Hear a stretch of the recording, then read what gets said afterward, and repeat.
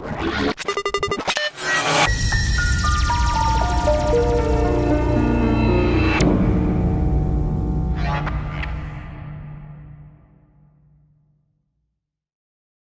is part 2 of an interview with Paul Kaye, the British Consul, recently appointed in Bangkok, on Fabulous 103 FM.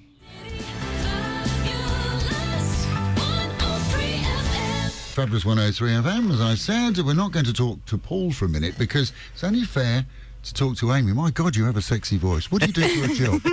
See, I got to be fair. While we were playing that song, we were just talking about voices, and Paul was saying he was disappointed because he hasn't got a sexy voice. I thought I had a sexy voice. Everybody was messaging in saying that you do. Hypnotisingly sexy voice. So that's not the first time that I've heard that. So it's thank you very much for that. Keep talking. It's getting sexier by the moment. Be quiet, you. You be quiet. You're just a man.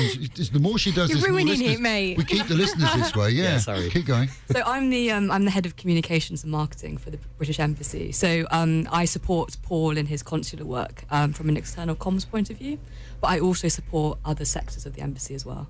Other sections of the embassy? Yes. Which other departments do you work with? So we've got trade and investment, we've got prosperity, which includes climate change and illegal wildlife trade. We've also got political section. You get involved in illegal wildlife trade, or we do. You're for it or against it? Is there money in it? I personally, I'm against it. I'm totally into cute furry animals.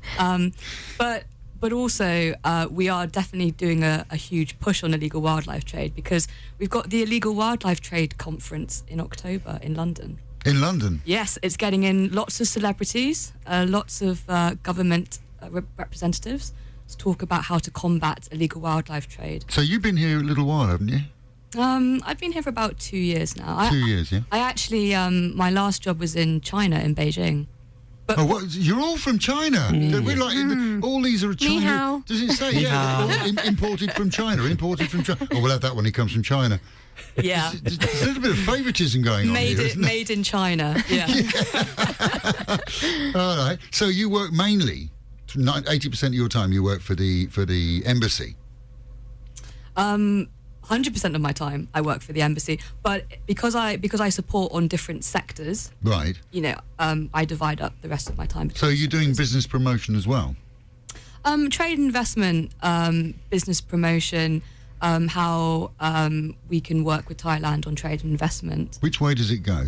Do they want to invest with us, or do we want to invest with them? It's a bit of both, actually. Is it? Yeah. Is it working at the moment? Exchange rate's terrible. Yeah. Well, it's Britain is still seen as a very lucrative place to invest. So the Thais would, because they're all from China, so the Thais would like to invest in England because the baht rate's nice and low. Mm-hmm. They must be queuing up at your door, aren't they? Well, we're doing very well at the moment. We've actually got our new trade commissioner, Natalie Black, coming over to Thailand in a couple of weeks' time. All right. Yeah. Because it's so, because Thailand is an important trading partner as well. Wow, somebody's famous is coming out, really special, yeah, wow. Paul, before the news, I did ask you a question. I kind of overlooked the question. Yeah. Actually, the question came from Alan Sinclair, but it's also come from Ronnie Gorry. Why is there no British consulate in Pattaya, says Ronnie. Alan already asked the question, why did you close the embassy, which actually was a consulate. But Ronnie goes on and says, Chiang Mai has one. Surely there's a great demand in the Pattaya area for passport renewals. Obviously, you don't do those. Pickups. It's both time-consuming and costly to go to Bangkok. And the new VSF service is poor. Oh, right. They're really getting a bashing today, aren't they? They are, aren't they? Yeah. Sorry Why for can't them. we have a proper building here and sit Bert behind a desk? This is a good question, and I can really appreciate how for some people it is really difficult to get all the way up to Bangkok, and they see it as unnecessary. Yeah, absolutely. And Chiang Mai's got one, and we haven't. We've got more Chiang people Mai, in Chiang but Mai. we don't have anywhere outside Bangkok. So Chiang Mai, there isn't a consulate Oh, isn't or an there? office. No, there isn't. Okay. No. Our hope is that the services that we provide online substitute for a physical presence on the ground. So, and we're working more and more to develop that range of services and make them really accessible for people. So the ambition is that people won't even need to move away from their kitchen table. They'll be able to get all these services online. Okay, now you've been doing this job for a long time before you came here. Last stop was Beijing. Beijing. Okay.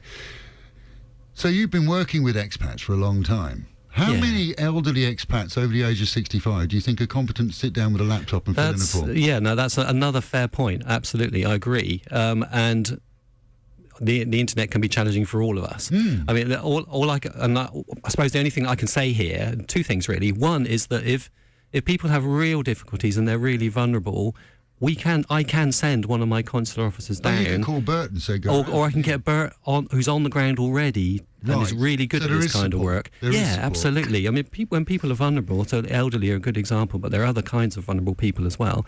We'll be there on the ground for them. I think, because we all assume, because we work with computers like these things all the time, we all assume that everybody is computer literate and everybody we do. can just fill in the form and they know what a PDF is, which I don't necessarily. Personally, I don't know how you sign one. It says sign. You fill in the whole form and it says sign below. Oh, no, and you're I hate that. For God's sake. The one that drives me mad is the tick this box. And I don't know, how do you tick a box on a PDF document? You're moving the mouse across and you're trying to copy and paste an X. Yeah, that's driving me mad. No. God. But the other point, Tommy, here is if people are really struggling, they can call one of my team and have a chat with them. They'll talk them through it. I mean, I've sat next to the guys in my services team, and they've been talking to people and explaining how to fill in the form when they get stuck, just guiding them through that process as well. So we're really keen to help people with it. Right. Because I noticed that when I was talking to your team, they called me up and said, "What are you going to talk to Paul about?" So I'm not going to tell you. They said, "We'd like to talk about these subjects." So obviously we haven't talked about them because that's my way. But one of the things that was on the list that they said was a priority. We must mention this as a priority, said the person at the embassy. Yeah. I think it was her. And it said, look, the health and welfare of expats. Well, that's always a priority. Yeah, I mean, that's what we're all about, is the welfare of expats. Yeah, I'd agree with that, yeah. How do you find the difference between expats and tourists? Oh, I see what you mean. I mean, we're concerned with the well-being of all the Brits in Thailand, whether you're here for 2 weeks, here on business, or you live here. Absolutely. I wouldn't necessarily make a distinction in that sense. A lot of the expat community here are elderly, so they have a certain particular set of needs, don't they? The younger travellers have a different set of needs. Well, I mean, we don't discriminate in any way between the different types of British national here in Thailand. We're all about focusing on what their needs are, and well-being of everybody is a priority for my team. Yeah. I wonder. This is a hard question for you to answer because you haven't been here very long, and I'm not talking down to you, by the way. No, that's all right. We notice as middle-aged expats.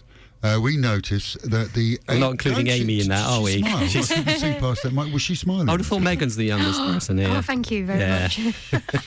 You and I, it's game over, isn't it? Yeah, but we noticed that the average tourist from the West is getting younger and younger. So the problems that you're going to be dealing with are problems that are associated with younger people than used to be for somebody doing your job 10 years ago. So there's a lot of adapt and adopt and improve involved in your job as well, isn't there? Yeah, absolutely. And that's where the digital services, and you made a good point about that's not always the best way to provide a service for people who are a bit elderly, but for the younger generation, it's all about digital. Oh, they'll do it on an app, yeah. I mean, they know and a lot of them are very independent anyway. They've got their... If you've got a smartphone, quite a lot of the time you don't need us. They really know what they're doing when they travel. But yeah, you're absolutely right. I mean, we look at the trends and we try to adjust as we go along. And the digital is one way in which we're looking at the needs of that group. Yeah. Now, talking about the younger people, you guys have worked very hard, I believe, to build a rather special relationship with the Thai Department of Correction, which of course is the prison service to me and you. How's that going? I mean, I compare it with the relationships that I've seen elsewhere, especially in my last job, and I'm really impressed with the level of collaboration. What do the Chinese like to deal with? Actually, the Chinese are difficult. No, they're not. They can be surprisingly good. They're very respectful, and they're very careful with personal information. And they treat our nationals very well. And we've never had any problems. We never had any problems getting access to people when they're arrested. They were straight on the phone to tell us when somebody had been picked up. I mean, I was impressed there as well. But that isn't the picture globally, of course. And I just noticed here, I'm going through these questions, and some of them I know you're going to have a problem with, so I'm not going to ask you to, but I've got to ask the question and explain why. I'll ask the question, I'll tell you if I've got a problem with it. Jeff Hurst wrote in and said, what involvement has the consulate got with the Koh Tao affair? Well, I'm not quite sure which one, because there's been so many in Koh Tao, but that was his, and obviously you can't talk about specifics. No, I'm guessing that he's referring to the one that's been in the news a lot lately, and I can't go into specifics on that. I mean, there's a couple of general points. One thing I can say is we're working very closely with the authorities on that case, as you'll have seen in the media. You're all over the media. They went straight to go and talk to you. You were the star in the newspaper. I know, and I tell you what, I got a really good piece of lemon cake out of that meeting as well. But isn't it kind of cool that you have that relationship where they actually do come and talk to you as opposed to just ignoring you? Yeah, no, that was really valuable meeting for us, and it means that I'm able to go back to that family if they need it and say, we've met with some very high-level people within the tourist police. We've had these conversations, and this is what's going on. So it's really valuable, and it just helps us with all of our work. Yeah, you're absolutely right. What about in the prisons? Have you started doing the prison rounds? I've done a visit to the IDC. All right. Yeah, a couple of weeks ago. I went there, which was interesting. Yeah, quite challenging conditions there. We're worried about the processing time that it takes. Of course, the overcrowding there. It's got to be less challenging than a real prison, surely. I thought they had a room to themselves and... No, they don't have a room to themselves. No, they're in a shared cell. Yeah, with very large numbers of people. At the immigration detention centre? Yeah. Sharing cells? Yeah. But not 16 to a room, surely? More than that. Yeah. Really? Yeah, they're in big communal rooms. Oh, right, okay. It's a tough place to end up, which sort of segues me neatly into the overstaying point. The IDC, which that is was where very clever of you, wasn't it? Yes. I mean, the IDC is not a nice place to end up if you overstay your visa. It really isn't. So don't. I honestly thought you kind of got your own room there. I thought it was a bit nicer because it was immigration. In fact, I mean, I'm not the expert. You'd have to talk to the guys who work on the prison visits and IDC visits to get a real assessment. But my impression is that it's actually worse. Have you been worse. recently? I just noticed that you're scratching. Tommy. No, I'm fine. I'm fine. I shouldn't have done that. Well, there is that and worse. I think the IDCs are worse. Yeah. Wow. Yeah. The and conditions there are tough. You've been to see them there? Yeah, I've visited some of our guys there. Yeah, once. Yeah. So a British person with a British passport, ends up in the Nick, whether it's regular prison or IDC, as you call it. What do you do for him? You can take him some money down, get him out, talk him out of putting him in prison. None of those. What do you do? We will make contact with them as soon as possible. Try and get to see them, so we can assess how vulnerable they are. It comes back to this vulnerability point again. I don't understand. What does this mean, vulnerable? It means, are there things about them that make them more at risk than other people? So are they elderly? Do they have, for example, a heart condition? Do they have mental health problems that we don't know about? Not necessarily for prison, but young people are another example. Children are classed as vulnerable. A suicide risk, anything that means they're at a higher level of risk. So that's something that you guys assess? Yes. Okay. Yeah, we assess that, and we base the amount of help that we give them on that. So the basic principle is... So if they play up a bit, like, pretend they got more things wrong with them, you're going to give them more help? If they're good at it. Yeah. All right, so on a serious side, so if somebody is more vulnerable, they are going to get more help. Yeah. Will they get more help from the Thais as well? In many cases, yes. I mean, one of the things that we will do when we go down there is we'll flag up things to the Thai authorities. I mean, the IDC is good because we've got a good working relationship, and we'll say, "Hey, this guy's got some mental health issues. Are you aware of this? And are you addressing them?" Yeah, absolutely right. I mean, drugs is a huge issue in any country in the world, and this is no exception. And a lot of the people that end up in prisons here, and immigration, not because of drugs, but they are on drugs. Yeah. And they're going to have an awful problem if they're trying to come off them. I don't know how easy it is to get drugs in a Thai prison. In England, it's pretty easy. But a lot of people then will have issues that are caused by the drugs that they've been taking. Yeah, potentially they will. I agree. I mean, that is a medical condition like any other medical condition. So, I mean, now, again, we're not going to do specifics because that's not fair to you. But before you came, just as you were coming here, There was a gentleman that was well known to a lot of us here in the city, was nicked because he hadn't got a visa. He was on an overstay, quite a long one to be fair. And his friends bunched together and raised the funds to get him out. To pay his fine. And for his flight. So from what I understand, you have to pay, the maximum fine is 20,000 baht, isn't it? I'm not sure, Tommy. Yes.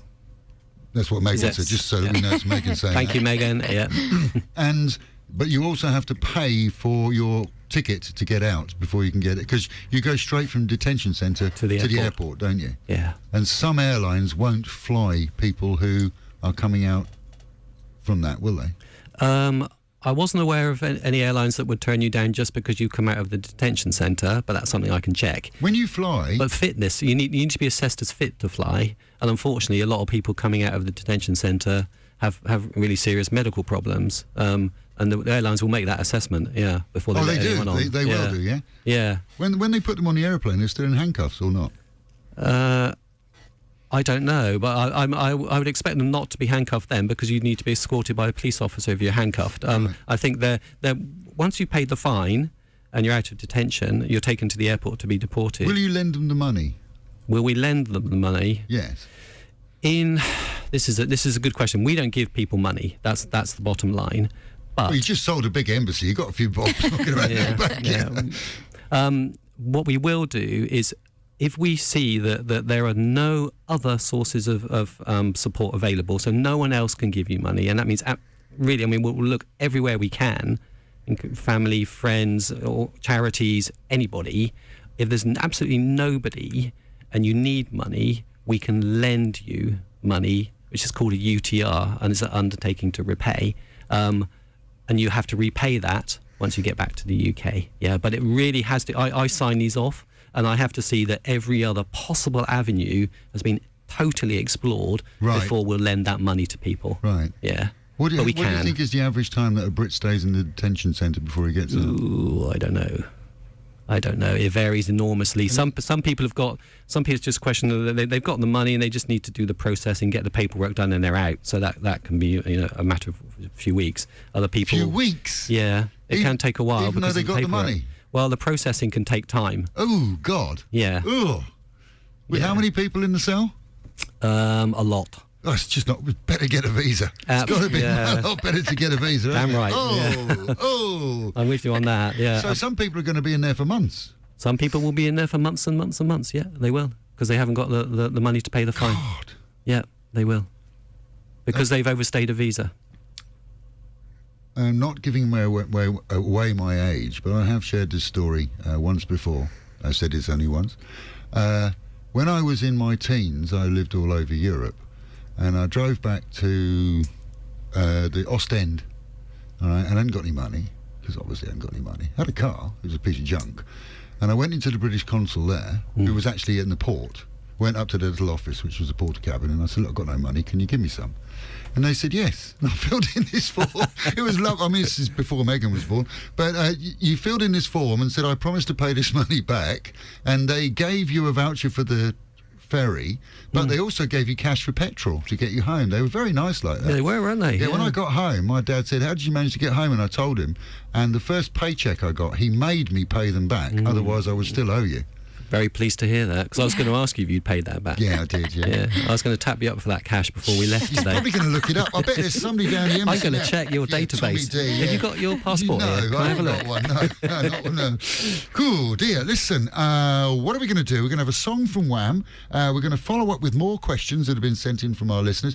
Paul, I've got to say thank you so much for joining us today. It's a pleasure to be here. This is really interesting. Cool. Before I do, though, Amy, the next song is Wake Me Up Before You Go from Wham. Can you just introduce it for me, please? Okay. So the next song is Wake Me Up Before You Go by Wham. Does it for me. Hey. That was part 2 of the interview with Paul Kaye, the British Consul in Bangkok, newly appointed. And if you'd like to listen to part 1, you can find it on our Facebook page or on our website. Our Facebook page is facebook.com/Fabulous 103 FM.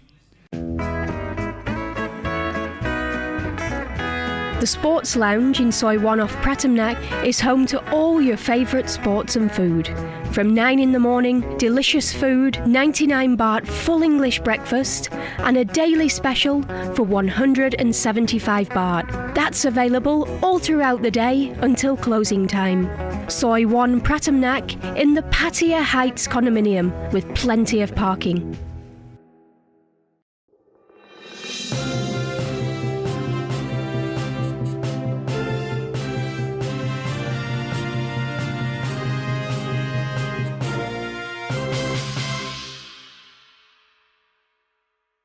A Finnish man has withdrawn his police complaint against 2 Thai traders who he claimed had relieved him and another of nearly 800 million baht for non-existent investments.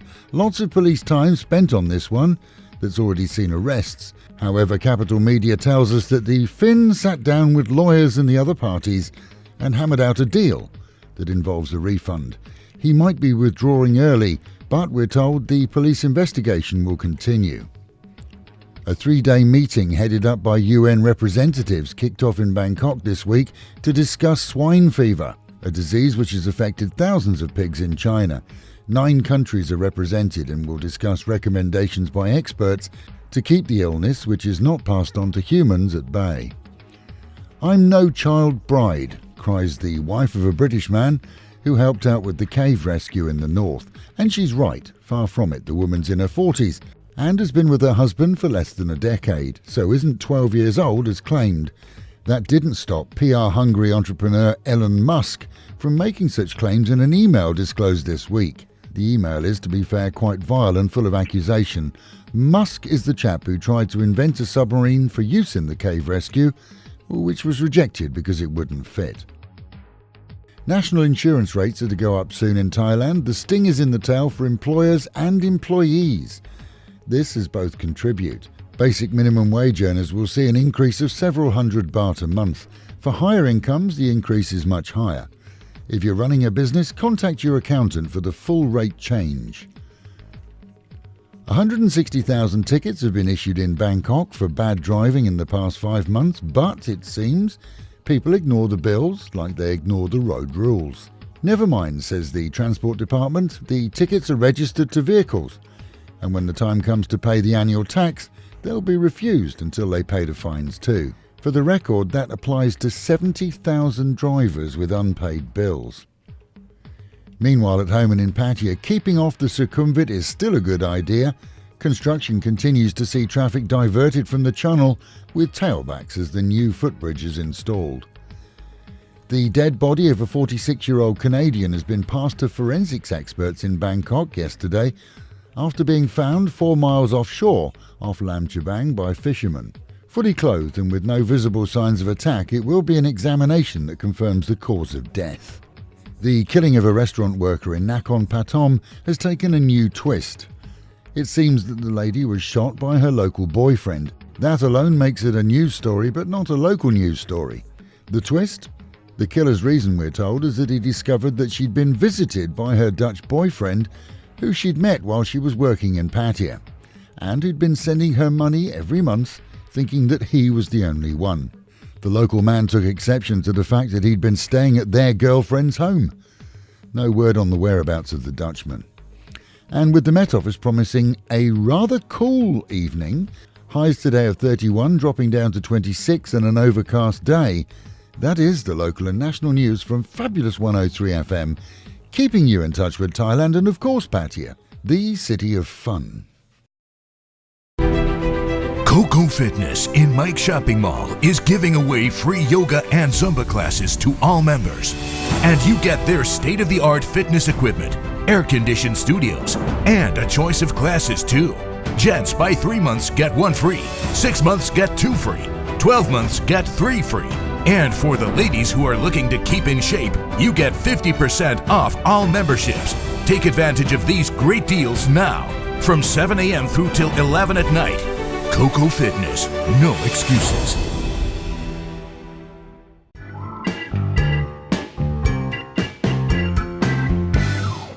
Fabulous 103 FM with Crew Fon at Thai Time. Good morning. สวัสดีค่ะ How are you?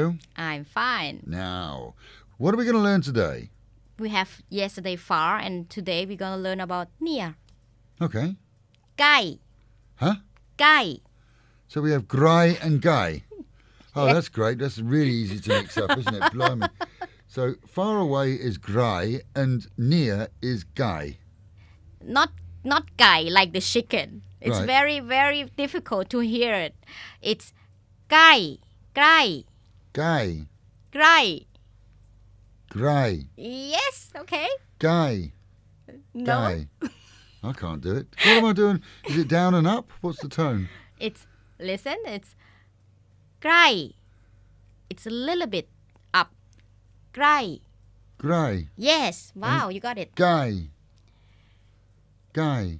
This is chicken. Oh, for God's sake. So if I say to somebody, I want to say something close, I'm saying is the chicken. Yeah? Blimey. Centran Grai. This Centran Guy, I'm saying that the central is a chicken. Oh, no wonder people laugh at us. Honestly, we do our best. It's just, This the five could tones. you make Thai language a little bit easier? God, That's why you have to go to school. It's very Yes. difficult. Actually, it's very I difficult. still don't get it. Guy. Guy. It's Guy. very close. Very close. Guy. Kaye. Kaye.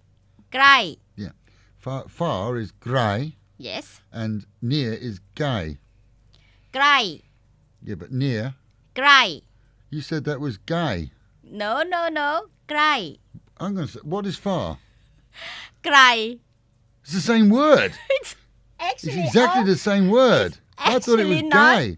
I mean, so I didn't even hear you. I thought it can't be, So we've got Grai, which is far away. Yes. And then we've got Grai, Kaye.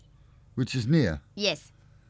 Almost. Have you ever thought how difficult this makes It is difficult. Oh, It is. it was different. It certainly was different today. Thai Time with Crew Fon, back with her again tomorrow. And if you figured that one out, just drop me a line and let me know what I'm doing wrong. The referees can't decide who the winner should be in the big match between Retox versus Retox Game On. Retox in Soy Lenki is the sports bar with more, and more of those specials, like the 98-baht breakfast and daily Brexit specials. Retox Game On in Soy Honey is the brand new sports bar, with 50 TVs including one at your own table, plus the surprise of a new menu and seating for 200 for any match, day or night. The battle continues 24 hours a day. Try Retox and Retox Game On, then you decide.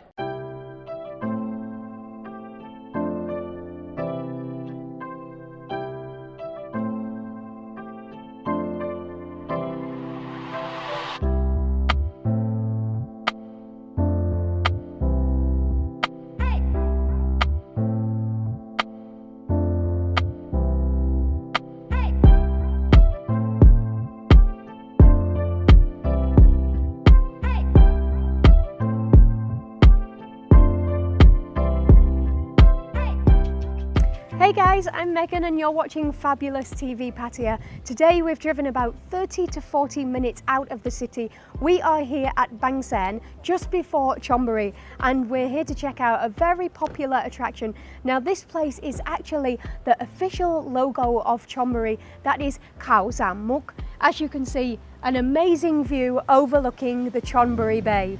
Khao Sam Muk is also very, very popular with monkey lovers because here on this mountain there are literally hundreds of monkeys. So come on, let's check it out and look at it. Look at this amazing view.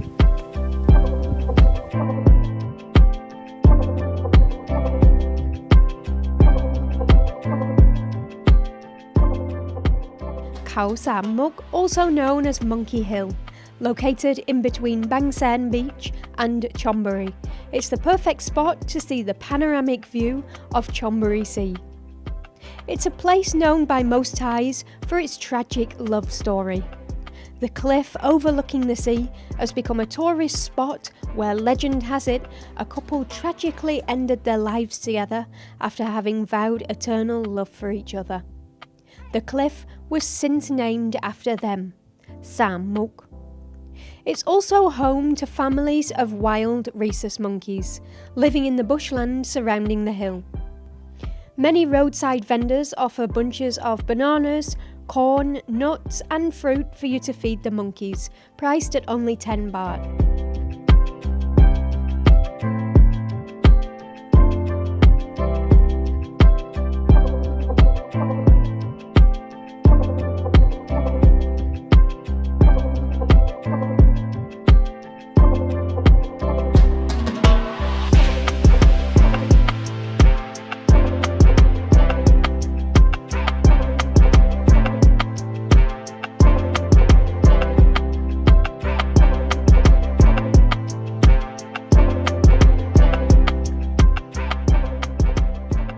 Monkeys will jump from car to car looking for food, but always be aware that whilst the monkeys may appear tame, these monkeys are wild, so feed them at your own risk.